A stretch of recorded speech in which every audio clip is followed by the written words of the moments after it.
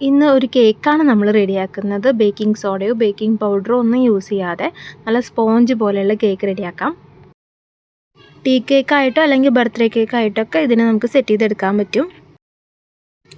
അപ്പോൾ ആദ്യം തന്നെ വേണ്ടത് 1 കപ്പ് മൈദ 2-3 തവണ നന്നായിട്ട് അരിച്ചെടുക്കണം.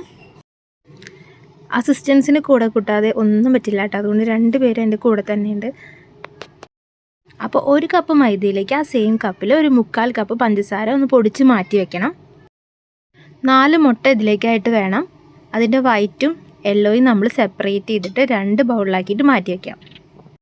നമ്മൾ അരിച്ച് വെച്ച മൈദപ്പൊടിയിലേക്ക് ഒരു പിഞ്ച് ഉപ്പിട്ടിട്ട് നന്നായിട്ടൊന്ന് മിക്സ് ചെയ്തെടുക്കാം. ഇനി നമ്മുടെ മുട്ടയുടെ യെല്ലോയിലേക്ക് പൊടിച്ച് വെച്ച പഞ്ചസാരയുടെ പകുതി ഭാഗം ചേർത്ത് കൊടുത്ത് നന്നായിട്ട് മിക്സ് ചെയ്തെടുക്കാം. പിന്നീട് അതിലേക്ക് ഒരു 3 ടേബിൾ സ്പൂൺ പാലും 3 ടേബിൾ സ്പൂൺ സൺഫ്ലവർ ഓയിലും കൂടെ ചേർത്തിട്ട് നന്നായിട്ട് മിക്സ് ചെയ്തെടുക്കാം.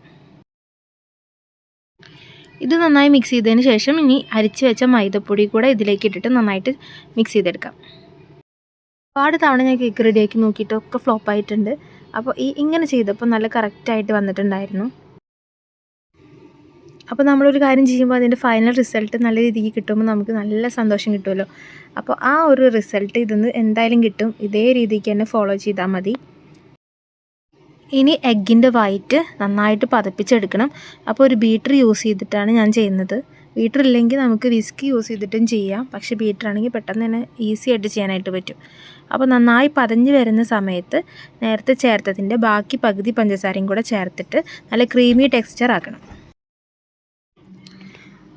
നല്ല ക്രീമി ആയിട്ട് വരുന്ന സമയത്ത് ഓഫ് ചെയ്യാം. എന്നിട്ട് ഇത് നമുക്ക് നേരത്തെ ഉണ്ടാക്കി വെച്ചിട്ടുള്ള ആ ബാറ്ററിലേക്ക് ഒഴിച്ചിട്ട് മിക്സ് ചെയ്തെടുക്കാം.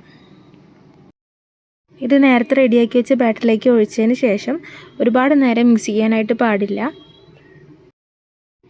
ജസ്റ്റ് ഒന്ന് മിക്സ് ചെയ്തിട്ട് നമുക്ക് ഇത് കുക്കറിലാണ് ചെയ്തെടുക്കുന്നത്. അപ്പോൾ കുക്കറിൽ ഒന്ന് ഓയിൽ അപ്ലൈ ചെയ്ത് കൊടുക്കുക ആദ്യം തന്നെ. അപ്പോൾ ജസ്റ്റ് ഒന്ന് ഇങ്ങനെ ആക്കി കൊടുത്തിട്ടേ ഉള്ളൂ. അപ്പോൾ കൂടി ഒന്ന് യോജിച്ച് തോന്നിക്കഴിഞ്ഞാൽ നമുക്ക് പെട്ടെന്ന് തന്നെ ഇത് കുക്കറിലേക്ക് മാറ്റാം. ആദ്യം ഒരു ദോശപ്പാൻ വെച്ച് കൊടുത്തു. അതിൻ്റെ മുകളിലായിട്ട് കുക്കറിൻ്റെ വിസിൽ ഊരിയതിന് ശേഷം ഒഴിച്ചിട്ട് അങ്ങനെ വെച്ച് കൊടുത്തു. ഓവനുള്ളവർക്ക് വളരെ ഈസി ആയിട്ട് ചെയ്തെടുക്കാം. കറക്റ്റ് 40 മിനിറ്റ്സിൽ തന്നെ നല്ല റെഡിയാക്കി ഇട്ടിട്ടുണ്ടായിരുന്നു. പിന്നെ നമ്മൾ ഫ്ലെയിം എപ്പോഴും ഏറ്റവും ലോ ഫ്ലെയിമിൽ തന്നെ ഇടണം. അപ്പോഴാണ് നല്ല പെർഫെക്റ്റ് ആയിട്ട് കിട്ടുള്ളൂ.